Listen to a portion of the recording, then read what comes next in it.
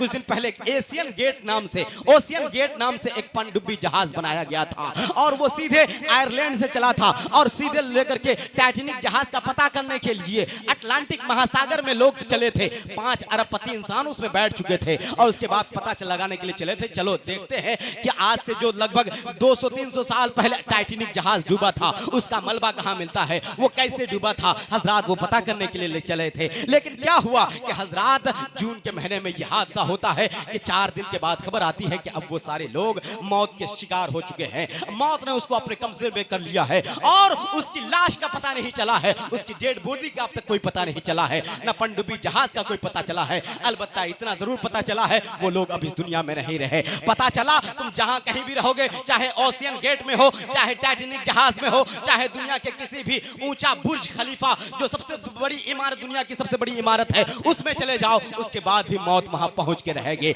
इसलिए कुरान पुकार कर दूसरी जगह कहता है फाइजा जा अजलहुम ला यस्ताखिरुना सातम वला यस्तक़दिमून। जब मौत की घड़ी आ जाएगी, जब मौत का लम्हा आ जाएगा, जब जागने का वक्त आ जाएगा, तो मौत ना आगे होगी ना पीछे होगी, ऐन वक्त पर आ जाएगी। इसलिए कबीरदास जी ने कहा था, ए इंसान जब तू इस दुनिया में आता है, जब 20 साल 25 साल की उम्र होता है तो तुम समझता है कि मेरे जैसा कौन है, मैं सुंदर हूँ, मेरे जैसा कौन सुंदर होगा, मेरे समाज में मेरे जैसा कौन होगा। जब तू 50 साल 60 साल की उम्र का होता है तो समझता है मेरे पास दौलत है, सरवत है, जायदाद है, बंगला है, कार है, गाड़ी है, ये सारी चीजें हैं, लेकिन तू समझता है कि समाज में मैं मुअज़्ज़ज़ हूँ, समाज में सबसे ज्यादा इज्जतदार हूँ, समाज में मेरी इज्जत है, तो 4 लोग मेरे आगे पीछे घूमते हैं। लेकिन कबीरदास जी कहते हैं इस गुमान में मत रह कि तू इस दुनिया में रह जाएगा। ये मिट्टी, इस मिट्टी में जो तू पैदा हुआ, इसी मिट्टी से मिलाया जाएगा, फिर इसी मिट्टी में दफनाया जाएगा, फिर इसी मिट्टी से निकाला जाएगा। वो मिन्हा खलकनाकुम व फीहा नुईदुकुम व मिन्हा नुखरिजुकुम तारतन उखरा। इसी मिट्टी से पैदा किया गया, इसी मिट्टी से निकाला जाएगा, फिर इसी मिट्टी में दफन किया जाएगा। इसका मतलब यह है कि ये मिट्टी का रिश्ता हमसे बहुत पुराना है। इसलिए कबीरदास जी ने आज से 550 साल पहले पूरी दुनिया के सूफी संतों की आंखों में आंखें डाल के कहा था, आए हैं तो जाएंगे, आए हैं तो जाएंगे, राजन तो फकीर एक सिंहासन में चले, एक बंधे जंजीर कबीरा, एक बंधे जंजीर। आज हम जिस मिट्टी और जमीन पर बैठ करके जिक्र मुस्तफा सुन रहे हैं, तो हजरात ये मिट्टी का रिश्ता इतना पुराना है और ये मिट्टी पुकार कर कह रही है, इस मिट्टी पर चलता है, कभी पाप करता है, कभी पुण्य करता है, कभी नेकी करता है, कभी बुराई करता है। तो सुन, बुराई करने के वक्त जब तेरा कदम आगे बढ़े ना, तो उस वक्त इस मिट्टी को याद कर लेना। ये मिट्टी पुकार कर कहती है, ए इंसान अकड़ कर मत चल, ए इंसान इस धरती पर तू सीना तान कर चलता है और ये समझता है मेरे जैसा बलवान कोई नहीं है। तू तो एक मच्छर के सहारे से तेरी मौत हो सकती है, एक मच्छर तेरी जान ले सकता है। इसलिए तू ये ना समझ कि मैं मौत से रुस्तगार हूं, और मौत से किसको रुस्तगारी है, आज हमारी तो कल किसी की बारी है। इसलिए मिट्टी, आज मिट्टी का सबसे ज्यादा झगड़ा आज समाज में, गांव में, कोर्ट कचहरी में, अदालत में सबसे ज्यादा फैसले इसी बात का होता है, मेरा भाई 2 कट्ठा जमीन ज्यादा हड़प लिया है, मेरा समाज में मेरा जो पड़ोसी है, मेरा जो पटेदार है, वो 2-4 धुर जमीन ज्यादा कब्जा कर लिया है। आज घर घर में झगड़ा है। इसलिए मिट्टी पुकार कर कहती है, मिट्टी पे झगड़ा करने वालों, मिट्टी के लिए झगड़ा करने वालों, जमीन के लिए झगड़ा करने वालों, मिट्टी पुकार कर कहती है, माटी कहे कुम्हार से, माटी कहे कुम्हार से, तू क्यों रोंदे मोय, माटी कहे कुम्हार से, तू क्यों रोंदे मोय, एक दिन ऐसा आएगा मैं रोंदूंगी तोरे कबीरा, मैं रोंदूंगी तोरे। हजरात मेरा वक्त काफी तेजी के साथ गुजर गया है, 10 बजने का वक्त मुझे दिया गया था हजरात, वो वक्त करीब हो चुका है। इसलिए हजरात मैं अपनी गुफ्तगू को सीधे सीधे समेटना चाहता हूँ। और हजरात कुरान ने पुकार कर कहा, कुल्लु नफ्सिन ज़ाइक़तुल मौत, हर नफ्स को मौत का मजा चखना है। दुनिया में जितनी भी चीजें पैदा होती हैं, जो मखलूक है वो अल्लाह की मखलूक है, और अल्लाह की मखलूक को मौत होनी है, अल्लाह के मखलूक को मौत आनी है। इसलिए हजरात मौत मौत की तैयारी, मौत से पहले मौत की तैयारी, मौत के बाद कब्र में जाने की तैयारी और खुदा के सामने पेश होने का खौफ हमारे दिल में होना चाहिए। जब मौत की तैयारी, गुस्ल की तैयारी और कफन पहनाने की तैयारी, कब्र में लिटाने की तैयारी, जब ये हमारी सारी तैयारी होगी तो हम बुराइयों से बच जाएंगे, हम गुनाहों से बच जाएंगे, हम समाज में किसी पर अत्याचार नहीं करेंगे, हम किसी पर जुल्म नहीं बरसाएंगे, हम किसी को बुरा भला नहीं कहेंगे, बल्कि हम अपने दामन में झांक करके देखेंगे हम कितने नेकोकार हैं, हम कितने गुनहगार हैं। इसलिए कबीरदास जी ने कहा था, बुरा जो देखन मैं चला, बुरा जो देखन मैं चला, बुरा न मिलिया कोई, बुरा जो देखन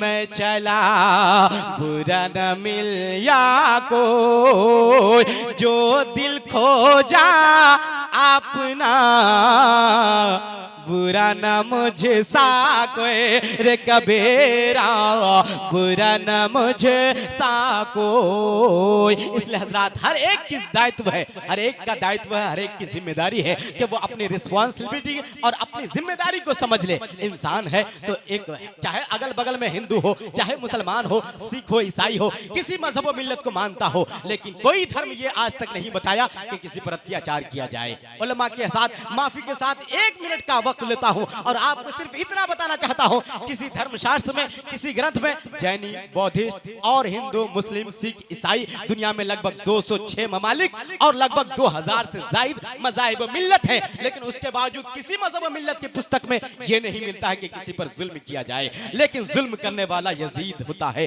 और सब्र करने वाला साबिर हुसैन पाक होता है। लेकिन हजरात, जुल्म का इंतजाम क्या होता है, जुल्म का नतीजा क्या निकलता है कि उसका नाम हमेशा के लिए मिट जाता है। जो सब्र करता है उसका नाम सदियों तक नहीं बल्कि क़यामत तक चलता रहता है। इसलिए हजरात, जुल्म करने के लिए किसी किताब में नहीं, किसी पर अत्याचार नहीं, किसी पर बिला वजह किसी को तकलीफ देना, कष्ट देना, ना अपनी वाणी से, ना अपनी जात से, ना अपनी बात से किसी को कोई कष्ट नहीं देना। इसलिए कबीरदास जी ने भी कहा था, ऐसे वाणी बोलिए मन का पाखो, ऐसे वाणी बोलिए मन का आपा खो, और को शीतल करे, आप हो शीतल होए रे कबीरा, आप हो शीतल होए। 10 मिनट और मैं चाहता हूं कि गुफ्तगू समेट दिया जाए, इसलिए कि उलमाए अहले सुन्नत का हुक्म है। मैं 2-4 मिनट और ले लेता हूं, आपकी इजाजत है? 2-4 मिनट लेता हूं। हाँ, नहीं इतना वक्त मत दीजिए, मुझे कहीं दूसरी जगह भी रहना है, अपनी जान भी, अपने जान की परवाह करनी है। जरा मोहब्बतों के साथ झुम कर दूध पाक पढ़िए, अल्लाहुम्मा सल्ली अला सय्यदना शफीना हबीबना मौलाना मोहम्मद बिन बारिक वसल्लम, सलातुम व सलाम लेके या रसूल अल्लाह, सलातुम व सलाम लेके या हबीब अल्लाह सल्लल्लाहु तआला अलैहि वसल्लम। हज़रत हाफिज़ुल क़ारी इमामुद्दीन साहब क़िबला जानते हैं कि हम लोग कितना देर माइक पर रहते हैं, लेकिन उसके बावजूद वक्त की तंगी है। लेकिन फिर भी अभी 4 घंटा नवादा में बोला था, लगभग 1-1.5 घंटा लगभग छपरा गढ़ी तीर में बोला था।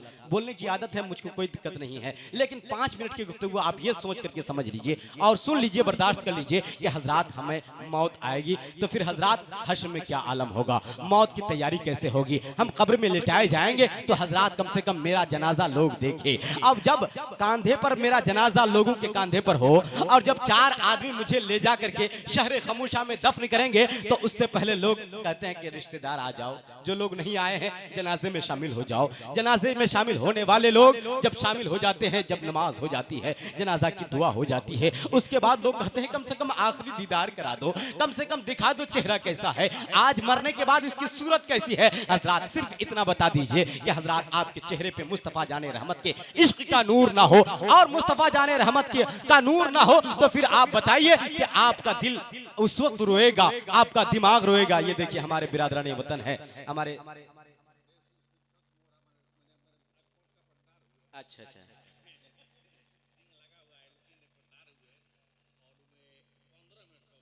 15 मिनट का और समय। ये हमारे भाई माथा में चंदन का टीका और धोती पहनकर आज मेरे पास है, बड़ी खुशी हुई। लेकिन हर सूरत ये हमारे सिंह भाई आए, हवारी हो, तिवारी हो, अंसारी हो, सबको आज एक ऐसा पैगाम दूंगा कि नफरत का बाजार खत्म हो जाए, मोहब्बत का बाजार गर्म हो जाए।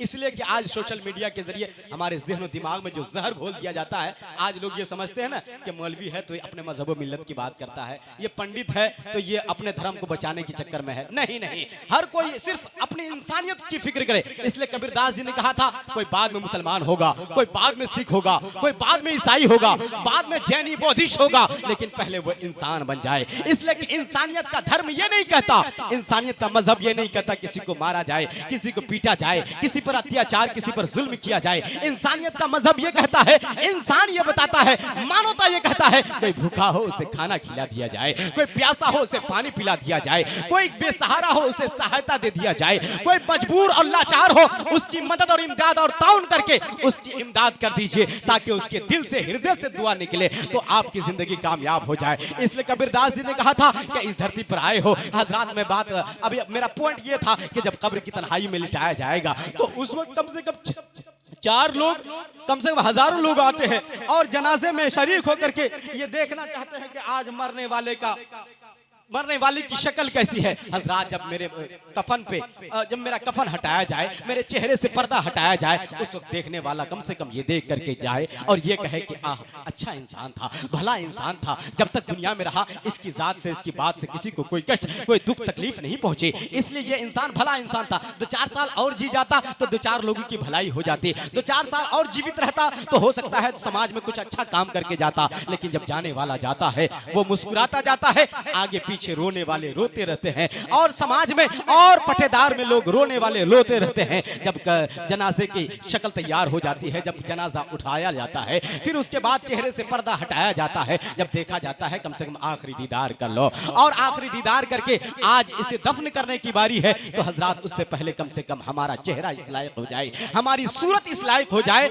लोग मुसलमान कह सके। मुसलमान होने का क्या मतलब है कि हजरात हमारी जात से किसी को कोई तकलीफ ना पहुंची हो और हमारी बात से किसी को कोई तकलीफ ना पहुंची हो, अगर पहुंची हो तो फिर फौरन उससे मेल मिलाप कर लिया जाए। इसलिए कि समाज में रहते हैं तो हो सकता है हमारी बातों से किसी को कष्ट पहुंचे, लेकिन फिर दोनों भाई आपस में मिल जाए और दोनों भाई में मोहब्बत और उल्फत पैदा हो जाए। इसलिए मेरे पैगंबर ने इरशाद फरमाया, 2 भाई जब आपस में मिलता है और खुश होकर के मिलता है, परवरदिगार आलम बड़ा खुश होता है। और जब कोई इंसान 2 आदमी को आपस में लड़ाता है, समाज में कुछ लोग ऐसे भी हैं, 2 आपस में भाई की मोहब्बत है, 2 समाज में 2 इंसान आपस में एक साथ उठता बैठता है तो देखता है फलाना बहुत उसके साथ बैठता है, फलाना की बहुत उससे मोहब्बत है, बहुत एक साथ उठना बैठना रहता है, रुक इसको ऐसी तिनका ऐसी लकड़ी लगाते हैं दोनों में फूट पड़ जाएगी।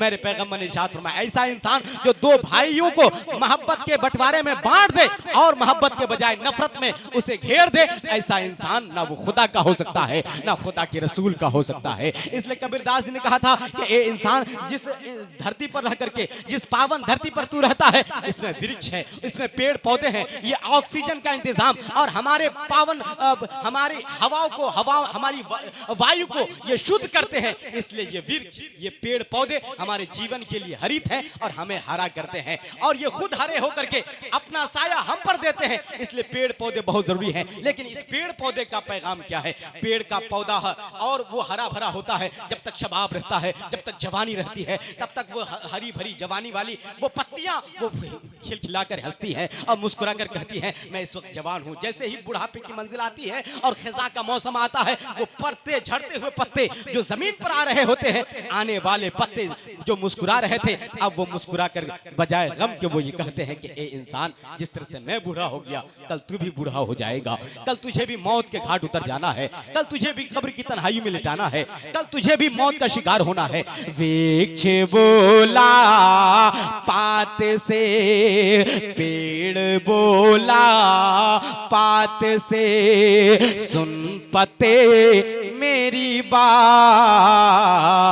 वृक्ष बोला पात से, सुन पते मेरी बात। इस जग का यह रीत है, एक आवत एक जात कबीरा, एक आवत एक जात। इसलिए हजरात हम और आप आज ही अहद कर लें, आज ही हम जिस समाज में जी रहे हैं, अगल में मुस्लिम भी है, अगल में बगल में हमारे हिंदू भाई हैं, तो फिर आपस में ऐसी मोहब्बत हो, प्यार प्रेम हो, हम उसके दुख सुख में काम आ जाएं, वो हमारे दुख सुख में काम आ जाए, हम उसके दुख सुख में शामिल हो जाएं, वो हमारे दुख सुख में शामिल हो जाए, तब ये मोहब्बत बनेगी। वरना फिर मीडिया के चक्कर में और नेता अभिनेता के चक्कर में हम आपस में बंटवारे की दीवार में घिर जाएंगे, हमारी मोहब्बत नफरत में तब्दील हो जाएगी, फिर एक दूसरे से अलग हो जाएंगे, फिर हमारा वतन, हमारा विशाल मुल्क ये तबाह बर्बाद हो जाएगा। इसलिए इस विशाल महान देश को,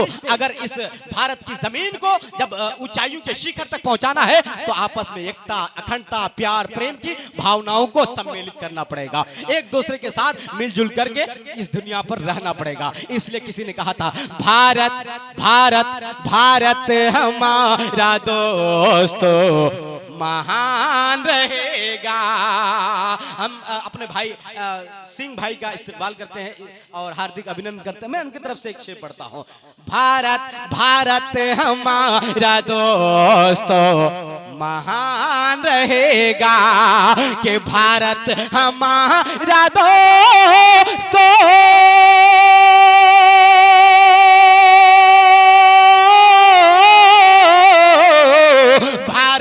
हमारा दोस्तों महान रहेगा, मिलजुल के अगर हिंदू मुसलमान रहेगा, मिलजुल के अगर हिंदू मुसलमान रहेगा। इसलिए हजरात कोई नफरत नहीं, धर्म आपका है, मजहब हमारा अपना है। इसलिए कुरान पुकार कर कहता है, लकुम दीनुकुम वलिय दीन, तुम्हारा दीन तेरे लिए, तुम्हारा दीन तेरे लिए। फिर ये जब तुम्हारा दीन तेरे लिए, तुम अपना मजहब फॉलो करो, हम अपना मजहब फॉलो करते हैं, फिर झगड़ा कहाँ है, फिर झंझट कहाँ है। ये भारत हमारा वो देश है, वो मुल्क है, जमहूरी मुल्क है, वो डेमोक्रेटिक ऐसा मुल्क है जहां पर सबसे ज्यादा डेमोक्रेटिक की बातें होती है। तो फिर इसकी मिसाल इसकी मिसाल पेश करनी पड़ेगी और ये साबित करना पड़ेगा कि हम लोग डेमोक्रेटिक मुल्क में रहते हैं। अल्लाह ताला की बारगाह में दुआ है, परवरदिगार आलम हमें अच्छा बनने, अच्छा सुनने और अच्छा कहने की तौफीक अता फरमाए। एक दूसरे के साथ मील मोहब्बत प्यार प्रेम से उठने बैठने की तौफीक बख्शे, एक दूसरे के साथ उल्फत मोहब्बत प्यार प्रेम बना रहे। खुदा आबाद रखे इस पूरे चमन को। कलमा शरीफ पढ़ लीजिए, ये वो कलमा शरीफ है जिसको बड़े बड़े विद्वानों ने, बड़े बड़े पंडितों ने, पढ़े लिखे लोगों ने, इंटेलेक्चुअल दानिशमंद लोगों ने पढ़ा है। ला इलाहा हर ने पापम इल्लल्लाह, परम पदम जन्म प्राप्त उन्नति जपे नामे मुहम्मदम। जय गुरु नामे नामे कर जय बे, जय गुरु नामे नामे कर जय बे, बीना मोहम्मद पारे ना है बे। इसलिए जल्दी से कलमा शरीफ पढ़ लीजिए, ला इलाहा, जोर से सबको पढ़िए ताकि ईमान ताज़ा हो जाए और ईमान में बालिदगी पैदा हो जाए और कलमा पढ़ने की आदत रहे, ताकि मौत की आखिरी घड़ी हो, मौत की आखिरी हिचकी हो, उस वक्त ज़बान पर जिक्र ला इलाहा इल्लल्लाह मुहम्मद रसूलुल्लाह हो। अल्लाह ताला हम तमाम लोगों को अच्छी मौत अता फरमाए और बरहक मौत अता फरमाकर जन्नत का मेहमान बनाए। कलमा शरीफ पढ़ लीजिए, ला इलाहा इल्लल्लाह मुहम्मद रसूलुल्लाह। हमेशा मिदहत खैरुल अनाम में गुजरे, दुआ है ये उम्र दुरूद सलाम में गुजरे। वाखिर दावाना अल्हम्दुलिल्लाहि रब्बिल आलमीन। अस्सलामु अलैकुम।